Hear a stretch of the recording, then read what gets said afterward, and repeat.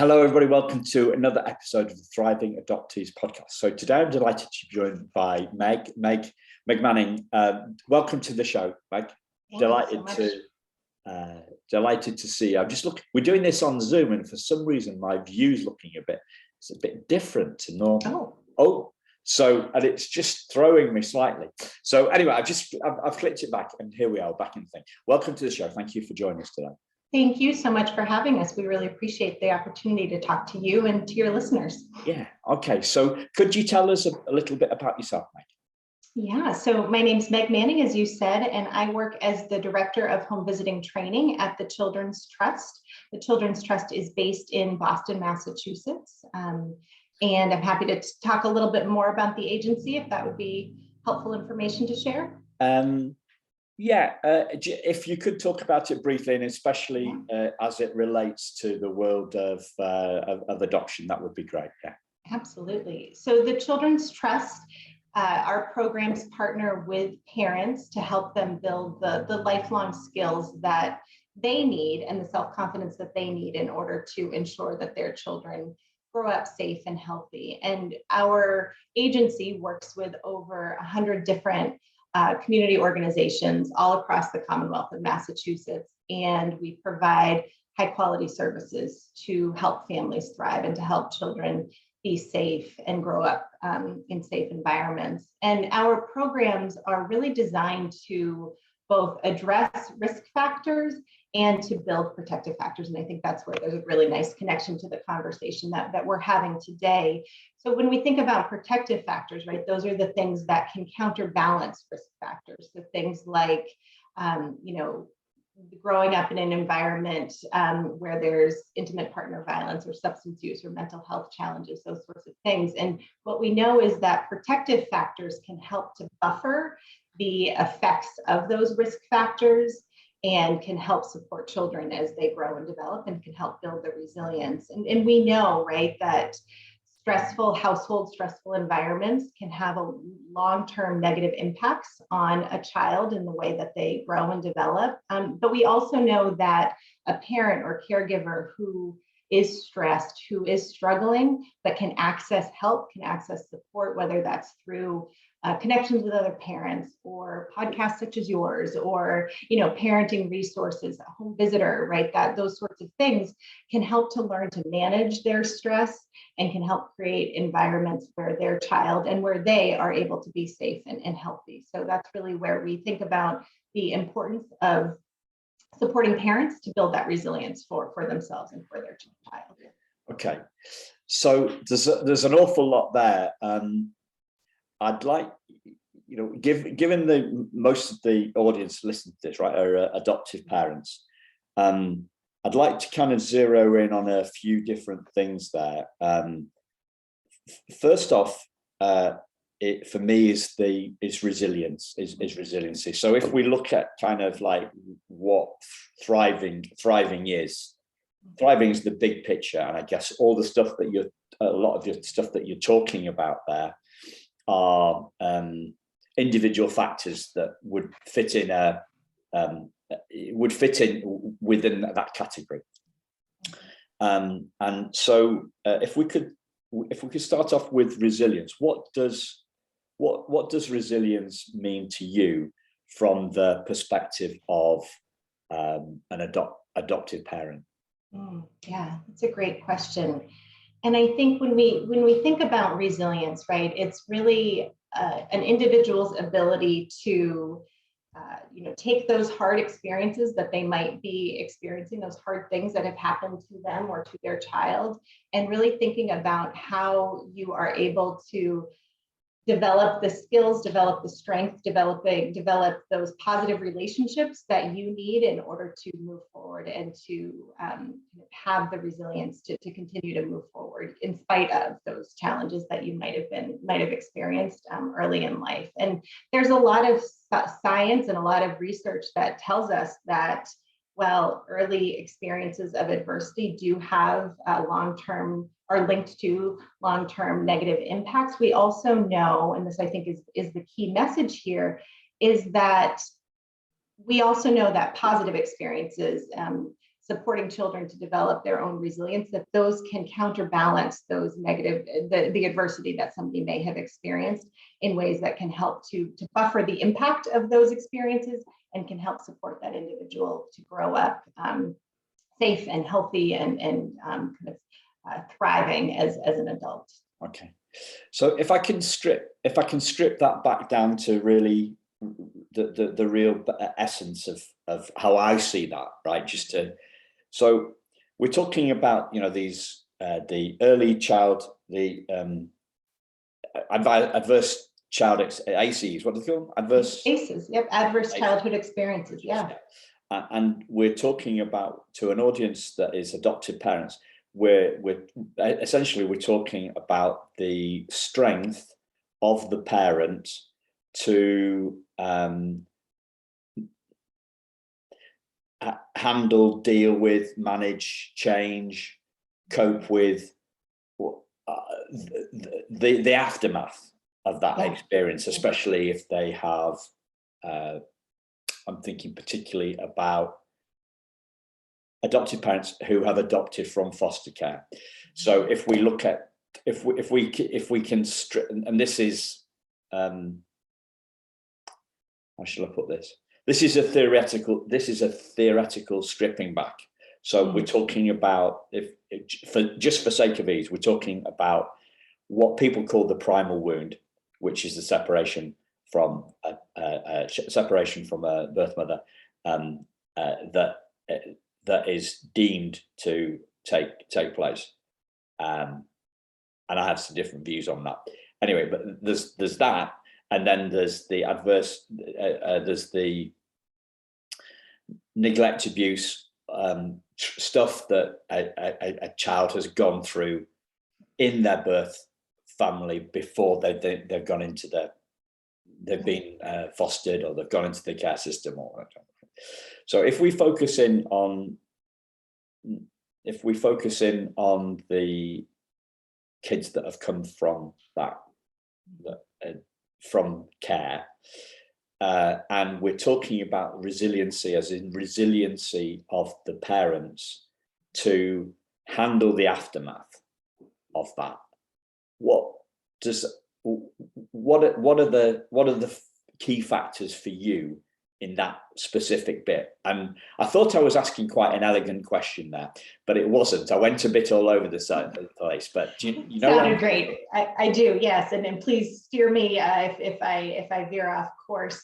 I think, you know, and you mentioned the ACEs work, right? What we know about adverse childhood experiences, and I think that was really kind of the seminal study, right, that taught us so much about the impact that these early experiences have later in life. And others have kind of expanded on that work to look at some of those things in a more broad, you know, context of a community. So to look at things in addition to abuse and neglect, and to also look at things like experiences of racism, violence, discrimination, poverty, those sorts of things, because we do know that those impact later outcomes in adults. But I think that the real important message here is that while yes, those things can have an impact, right, later in life, those things, as you described, a child's experience before they are connected to their adopted parents, right, all of those things can have an impact, right, on that child in childhood, and that can have lasting impacts into adulthood. And what we know about these early experiences is that it causes what's called toxic stress, right? So it's the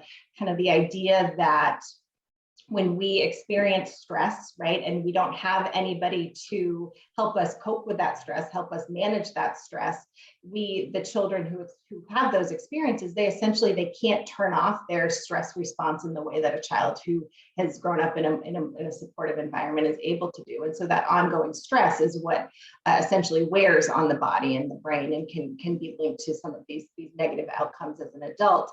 But what we know is, well, there is a big impact, right? There is a link between early adversity and negative outcomes in adulthood. We also know that the brain is malleable. We know that people can heal from trauma. We see that in this research. We also have seen that in our programs and the families that we work with countless times. And we know that people can heal from adversity, can heal from toxic stress, can heal from trauma, that those experiences aren't a sentence or a predetermined fate, but rather really we have the opportunity as adults, as caregivers, to help support children by providing them with what we call those positive childhood experiences that again can help support that healing from trauma.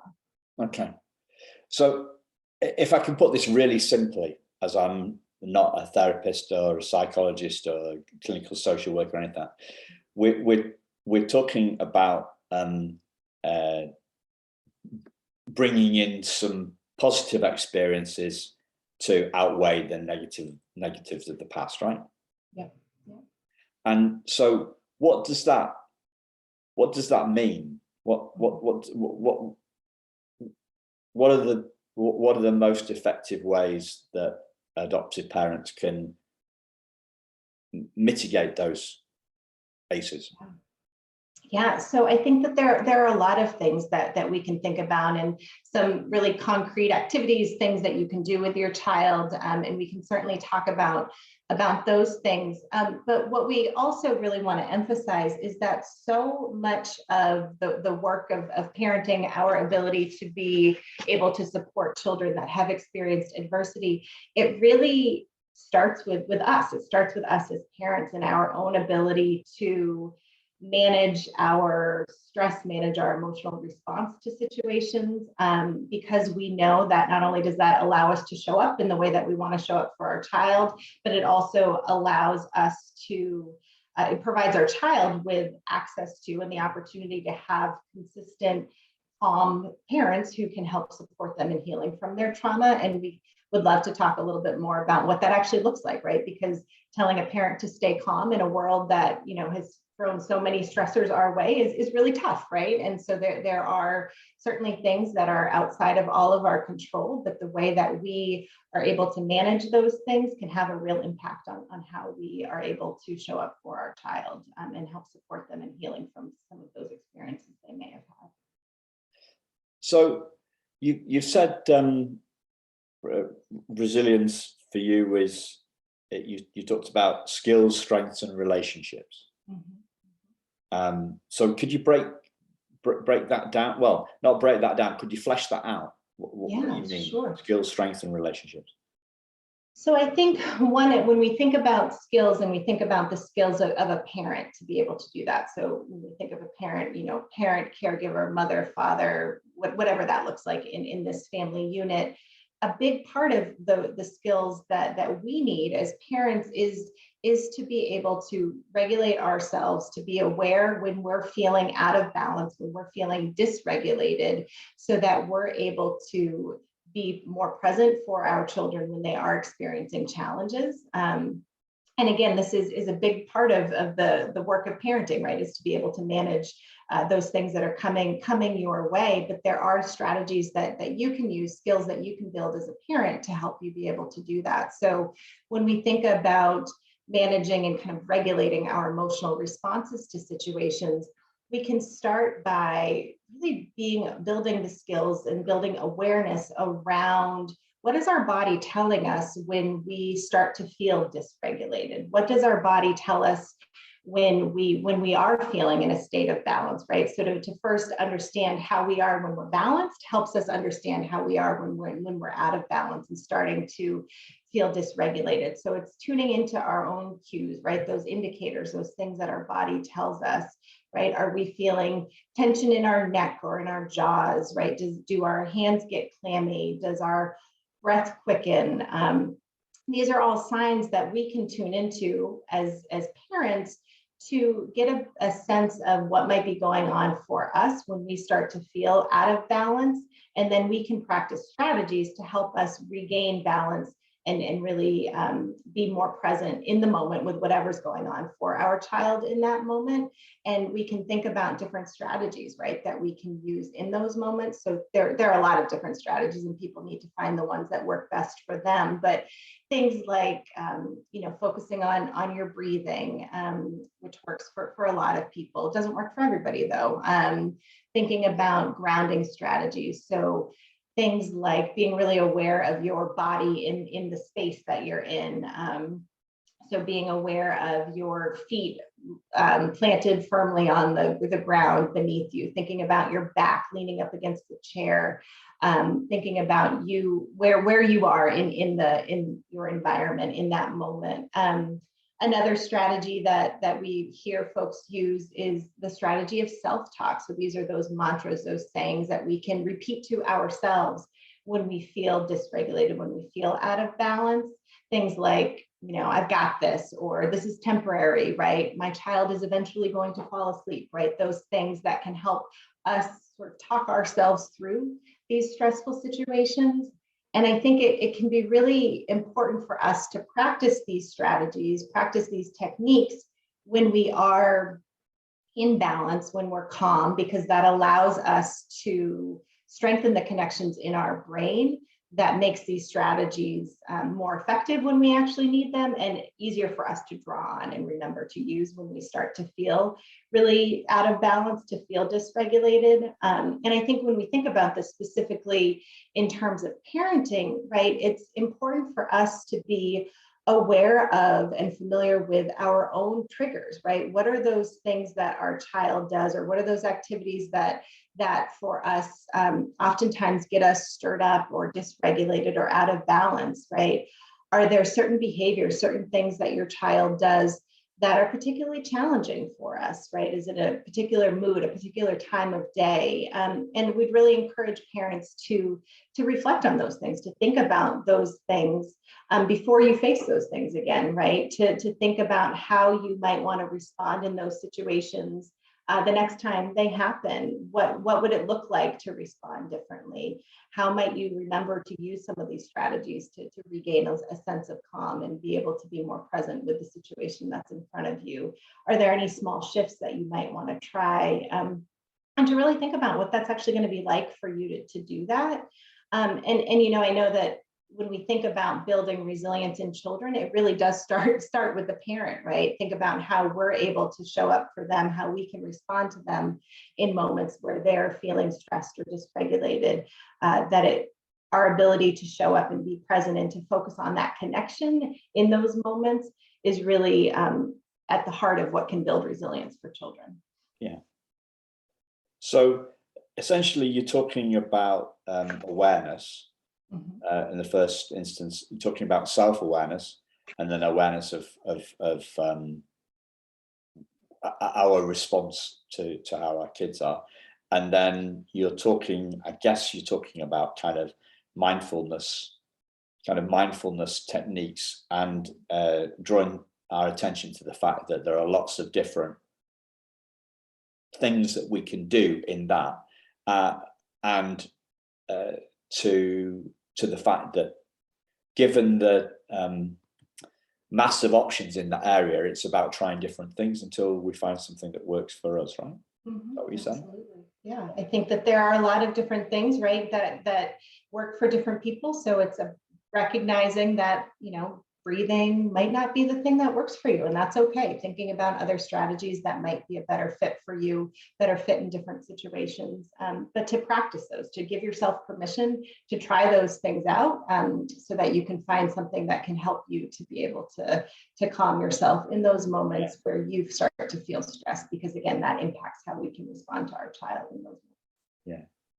The thing that comes to my mind is that as you talk about that, is that everybody's looking for the one thing that's going to work. You use the word experiment, right? Mm-hmm. So the internet is full of the 5 steps to this, the 7 steps to that, the 10 practices, and they, if they work, there wouldn't be such a proliferation of them, right? Right. That's true. Yeah. And it is very true, for sure. So I guess as human beings, we seem to be quite impatient to find the one thing, right? And because there isn't just one thing, right? There's a lot of different things for sure. There is a lot of different things, but I want to find the one thing that's going to work for me. Now, the other thing that you talked about was self-confidence, helping our kids develop their self-confidence. And so I guess, you said that resilience starts with us. And as us, I mean adoptive parents. I'm putting myself in the place of the listener, right? Presumably self-confidence starts with us as well, doesn't it? Absolutely. Yeah. And what does that mean to you? What does self-confidence mean to you?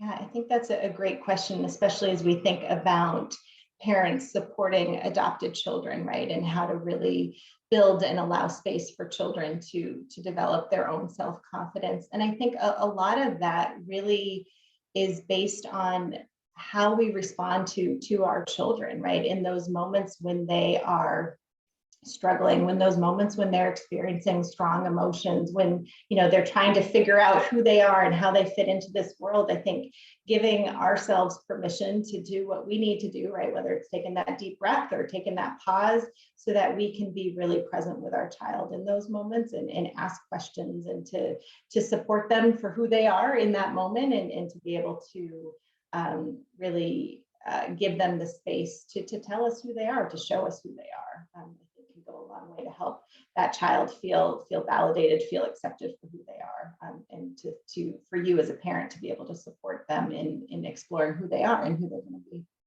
Yeah. For me, we treat confidence like it's a thing. We say we've lost confidence, right?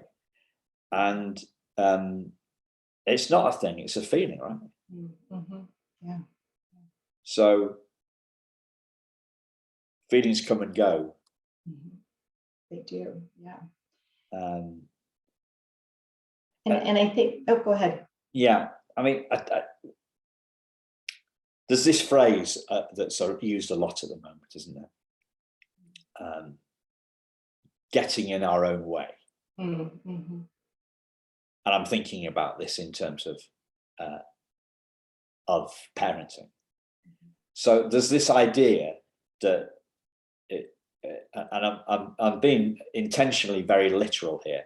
There's the idea that we can get in our own way, that there's two of us, that we've got some sort of Jekyll and Hyde personality or split personality going on. We can get in our own way. I mean, physically, that's not even possible, right? If I'm on the sidewalk or the pavement, as we would call it in the UK, I can't get in my own way. It's not.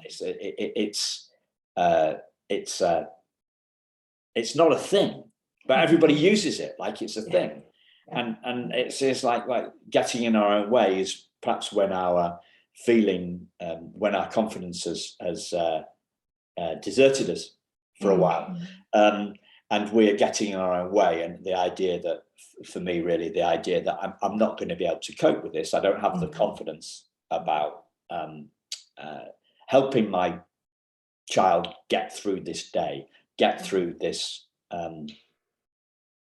tough day that they're having due to some ACEs.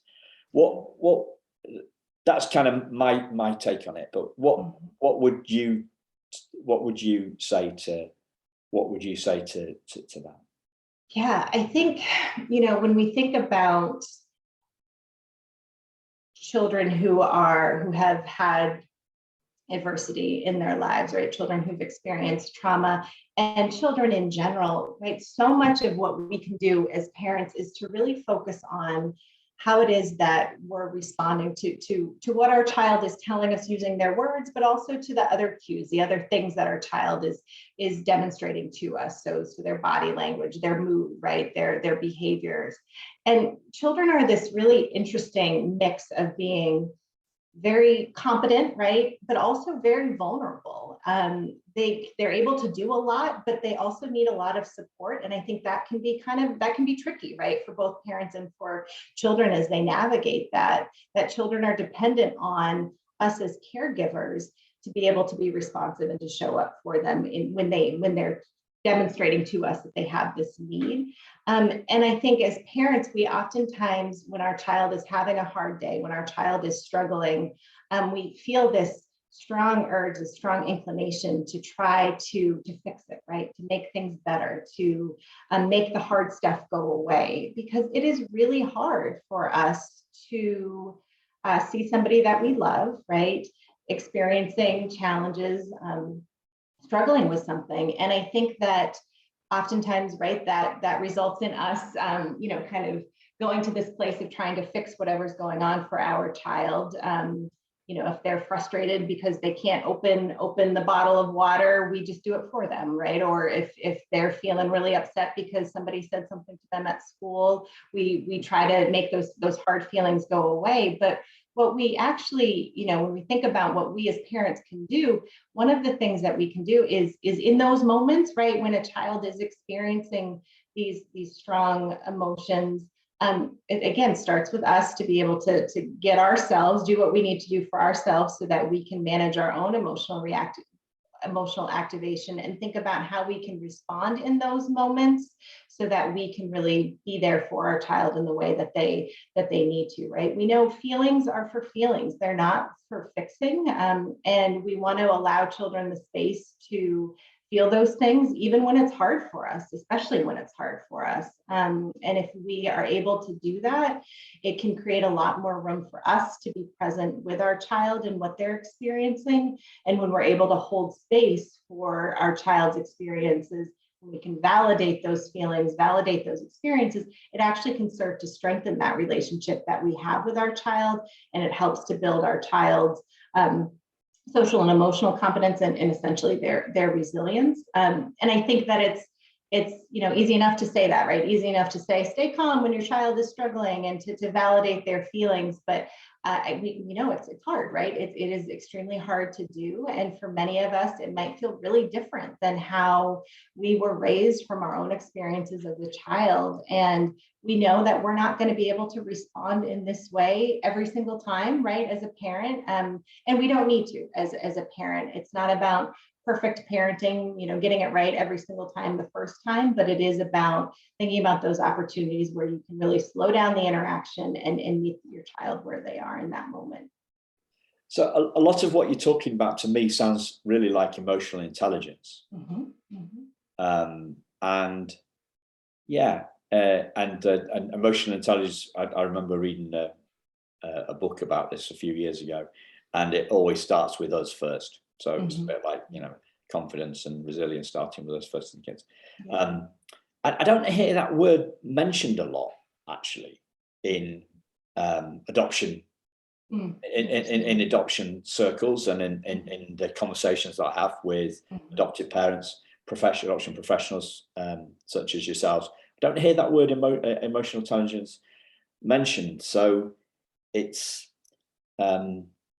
is that just me, or is it kind of is it out of favor now? Everybody's into mindfulness, or like what's going on?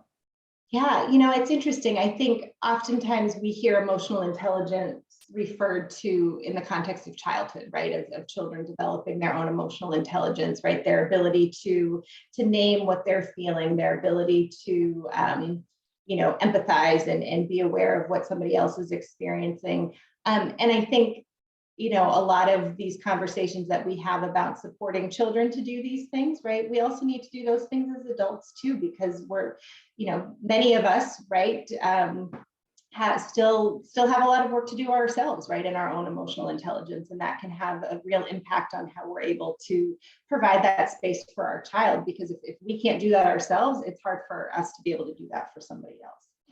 So, yeah, have you got any thoughts on why is it just me that has it gone out of favor, or is it just me thinking it? Maybe I've moved on from that stuff, and so I'm not aware of it. Yeah, no, I mean, I think it's certainly still something that we hear about. I think Okay. for the work that we do, it's more about taking these concepts, these theories, these approaches, and really applying it to what does that actually mean, and what does that actually mean for me and my experience as a parent. But I think for me, there's for me, change happens on the back of insights, right? Mm-hmm. So you talked a lot about awareness, self-awareness, and those things, and I think it's got to change. Change comes from a deeper dimension.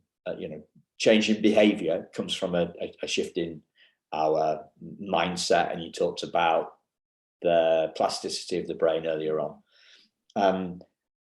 I think for me, that more profound stuff, it isn't particularly popular with most people. Most of us want the techniquey kind of stuff. But I would just throw in my fourpenny in to get to. I would advocate. I would agree with you that it starts with us. It always starts with us.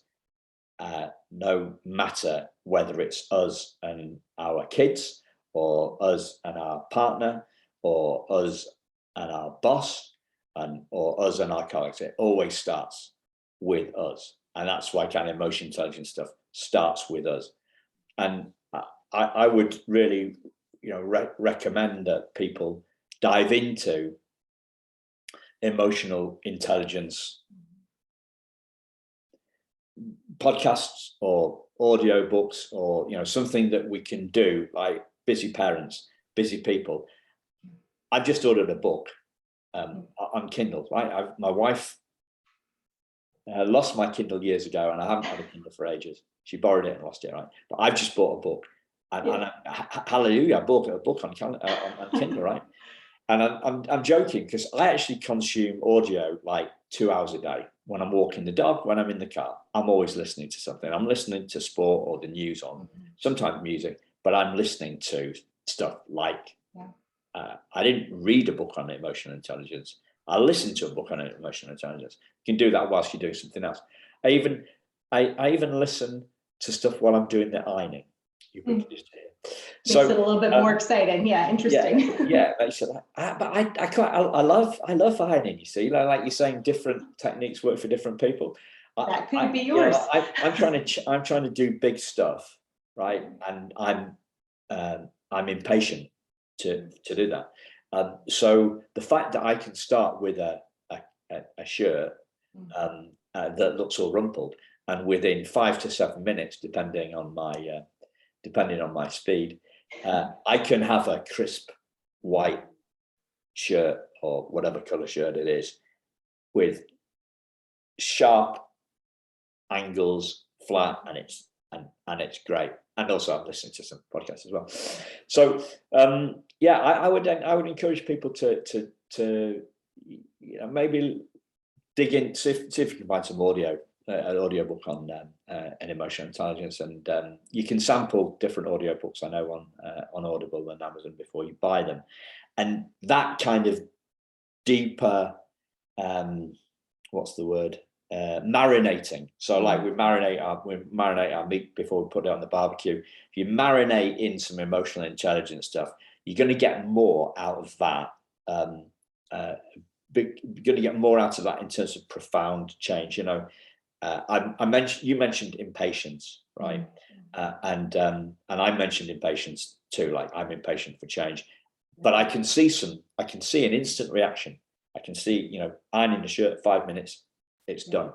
So emotional intelligence for me, and that kind of self-awareness piece, would be around that area where we are impatient, and it's an area that I know that I'm weak at, right?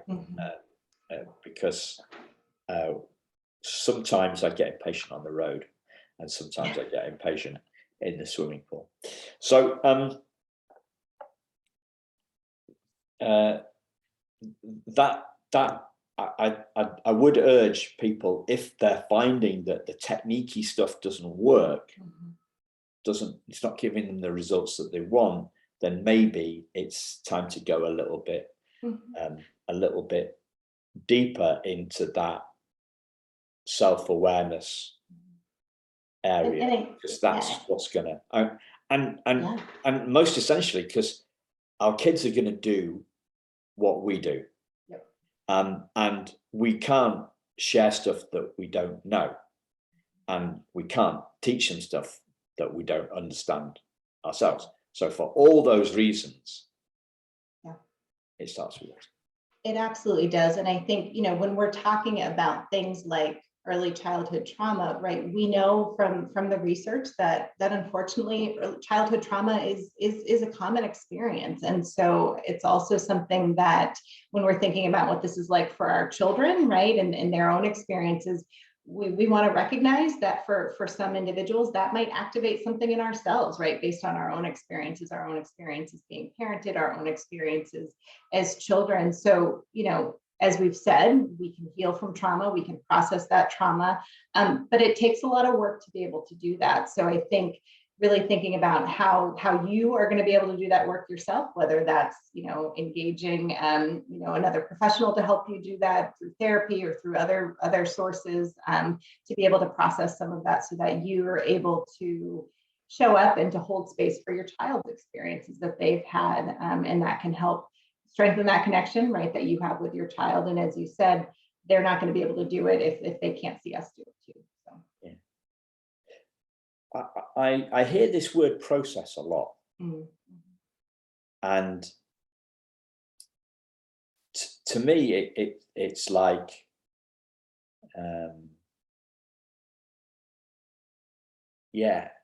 seeing it's the process by which we see something isn't a thing, and it becomes not a thing anymore. So it's like, I talk about a trauma ball. It's a bit like a snowball, and we bring awareness to it. So we're not aware of it, then we become like an iceberg, right? We're not aware of what's underneath, and then we bring an industrial heater to the iceberg, and it melts, right? So that's what I mean by process. And it helps me, but it doesn't sound a particularly intelligent or transferable metaphor. So what does processing mean to you? I think a lot of it has to do with being able to have the support that you need, whatever that looks like, to be able to find some acceptance in the experiences that you've had, to be able to acknowledge that those experiences have an impact on you. And by doing that, right, that can help sort of make them kind of a little less powerful, right? That snowball a little less big, by being able to do that. I think the other thing when we think about, being able to process trauma, or being able to even just process our own emotions and our emotional reactions to things, once we're able to have those experiences validated, to have somebody else hold space for those experiences, that can help us manage those experiences, manage those feelings a little bit better, so that they feel a little bit less strong, a little bit less hard for us to hold on our own. And that's something that we as parents are able to do for our children, right? When they are experiencing these strong emotions, we're able to hold space for those emotions without trying to fix them, without trying to put a Band-Aid on it, but rather to really acknowledge that those feelings are there, acknowledge that whatever is going on feels hard for them, or however it feels for them, and to give them space to be able to move through that experience. In those moments, what matters most is really that connection that you're able to have with that other person, in those moments where you're experiencing those hard things. So I've heard that as, bathing, I don't know who told me this, bathing the trauma in love, right? Like a big bath. The the thing that came to mind is in terms of a process and making it more kind of sequential, because everybody likes step-by-step stuff, right? Because it helps us break stuff down. What I was thinking about is that Kubler-Ross curve. Is that, would that be relevant? Looking at something like that in terms of, doesn't it start with denial and then you kind of like goes into a trough? Through that process. It's like a U shape. So it starts with denial, acknowledgement, acceptance, healing, something like that. Is that? Yeah. So if people want to check that out, Kubler-Ross, Kubler-Ross, and it may help people see. Do you use that in your work, or is that something that's a bit passé, or is it just me thinking it's passé? I think for the nature of our work, it's not something that we focus on as much, just given the support that we provide to parents. But I think that the real takeaway there is, if you feel like you need additional help or support to be able to manage what's going on for yourself and for your child, that to really reach out and to access that, whether that again is some therapeutic intervention, whether that is being able to find ways to take good care of yourself so that you can show up in the way that you want for your child. I think that that's something that as parents can be really, really hard to do, but it's so necessary for us to be able to be there for our children in the way that we want to be, especially for children who have experienced some really tough stuff in their lives already. So you mentioned vulnerability here, and how do you see parents' vulnerability about you also talked about our kids' stuff triggering our stuff, essentially. How do you see vulnerability about that? As in vulnerability, being open with our kids about, because I can see this as, having on one sense being really great, on another sense being absolutely nuts, but I know from working with kids myself that sharing my tough stuff within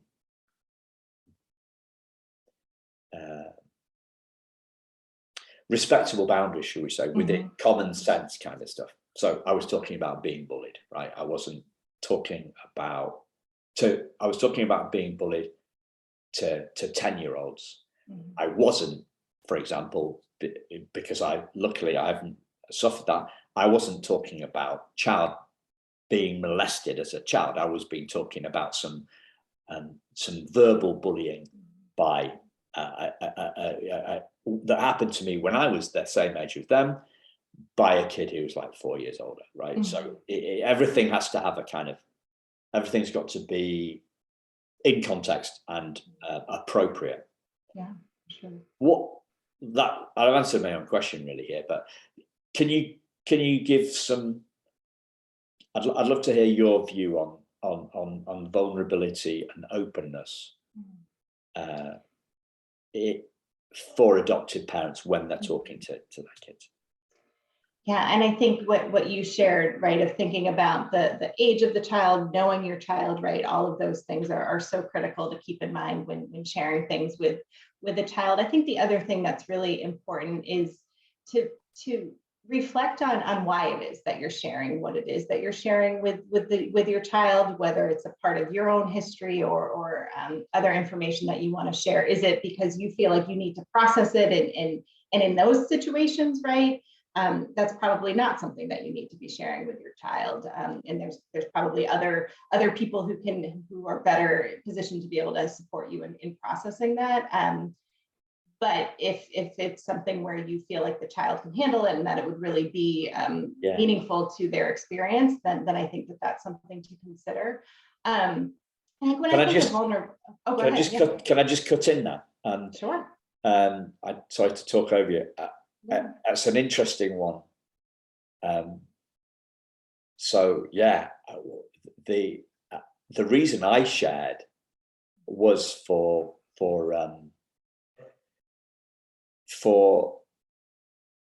not even for empathy. The reason I shared, if I think back to it, and I started doing this, it was years and years ago. I did it to normalize. Mm-hmm. I did it to create a safe space and to normalize it, and to lead into a point in terms of the fact that feelings are an inside job, right? For them to feel a little less alone. Yeah. Sorry, yeah. And so the kids don't feel alone. So so that's why I was doing it. I was doing it to make it okay. So you said something great. You said a lot of great things. Something you said like 15 minutes ago was, feelings are for feeling. Mm-hmm. And that's why I shared that's why I shared the story of my own stuff in the moment, as to show that it's okay. Feelings are okay. Feelings are for feelings. Instead of just saying it, I mean, I didn't, I say it's okay. I said something like, it's okay to feel like that. And then actually an adult sharing how they felt. It's kind of like it was. So the kids don't think that they're going nuts, basically. That's why I would be. That's why I would be sharing it. And for me, it's nobody likes to feel that their reactions are out of kilter. Nobody likes the idea that they feel that they're going mad, that they're the only one that's felt this way. And it's really focusing on that connection, right? Feeling a little less, it's focusing on that connection, right? Feeling a little less the connection alone in those moments. Yeah. And also, if the kid thinks that kids identify with their feelings. So if they think that they're feeling the wrong thing, then it's another thing that's wrong with them.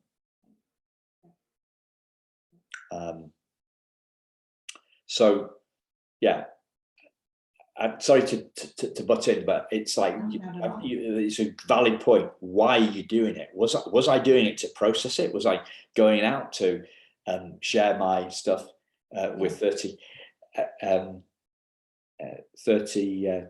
kids? No, I was doing it to show them that it's okay to feel like that.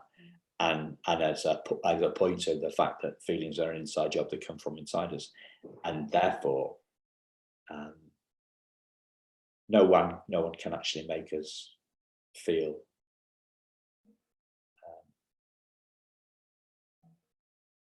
in a way that we don't want to. Yeah, and it's interesting to think about this idea of vulnerability, right? And vulnerability for parents. And I think that can show up in a lot of different ways, right? It can show up in us realizing that we need to ask for help, right? Whether that's help for us to process our own stuff, whether that's, somebody to help us, somebody who can be backup, right? If we're feeling really stressed and we need to take a break, it's, thinking about who's in our community, who's in our circle, who's in our, lives that can help support us in those times when things get tough, because parenting, it is tough, right? And so to be able to have those people, those groups, those other folks in your life who you can rely on is really critical. And I think the other place where, when I think of vulnerability for parents, I think it's also recognizing that there are going to be times when we show up for our kids in the way that we want to show up, right? And we're able to hold space for their feelings. We're able to validate those feelings. And there are going to be times when we're not going to be able to do that. And we're going to respond in ways that maybe we'd want to try something a little bit different next time. And that's okay. I think having the I guess it's giving yourself the grace almost to recognize that there are going to be times when you get it right, and there are going to be times when you don't. And what matters most is not getting it right every time the first time. It's what we actually know can have the biggest impact on the relationship between you and your child is when you don't get it right, is to be vulnerable enough to say, to make some repair that might need to happen if you did experience some mismatch with your child, or if you responded in a way that maybe you would have liked to do differently. And the next time, I think it's having that, showing that vulnerability, being comfortable enough with yourself and in your relationship with your child to say, you know what, maybe I'm sorry I screamed at you when you did this, and here's why. And so to be able to be vulnerable in those moments too, I think can go a long way, that taking the time, making the repair, can actually strengthen that relationship and can help strengthen that connection between a parent and a child, which again is really at the heart of a child's ability to be able to move through some of these experiences they may have had. Because we're making it okay to make mistakes. Mm-hmm. Yeah, and it models that for children too, so they can see that same thing, right? Yeah. So there's maybe if people don't like the word vulnerability, they might have switched off the podcast already. But I guess there's a fine line between, or is it between vulnerability and honesty? It's kind of one and the same, isn't it? In some ways, yeah. In some cases, yeah. And I think, right, when you think about children, young children, they are learning new things every single day, right? The things that we as adults are able to do without even thinking about it, they have to learn how to do those things. Things like tying your shoes, things like getting dressed, all of those things. Kids are learning how to do those things, and oftentimes see adults in their lives as supremely capable and almost infallible in some ways. So even, as you think about things to do with your child that can help to strengthen these connections, even things like, as a family, learning something new together, right? Maybe it's something like, maybe nobody in your family knows how to ride a bike, for example. And if you're able to take some time and everybody in the family is new at this new activity and nobody has mastered it yet, that can be really helpful for a child to see their parent struggle with something, to see their parent not good at something, because again, to a little person, adults look like they've got it together, even if you don't feel that way. And so to be okay with being vulnerable enough to not be good at something, right, can go such a long way to strengthen that connection and to support your child in feeling like it's okay for them too, right, to be struggling with things as well. Cool. I'm conscious of time. Is there a question that I've not asked that you'd like to share something on? No, I think that just the big takeaway is we think about the experience of early adversity, right, and recognizing the impact that can have later on life, just to really highlight this message of hope, right? That there are things that we can do by focusing on those positive childhood experiences, by thinking about how we're responding to our child when they are experiencing struggles, and by really doing the work ourselves. That can go a long way to build that connection between you and your child, and to help support that child as they heal from those experiences they may have had earlier in their life. Brilliant. Thank you. So as always, listeners, check out the show notes to find out more about Megan and what she does, what she does with her colleagues. And we'll speak to you again very soon. Thank you very much for listening. Thank you.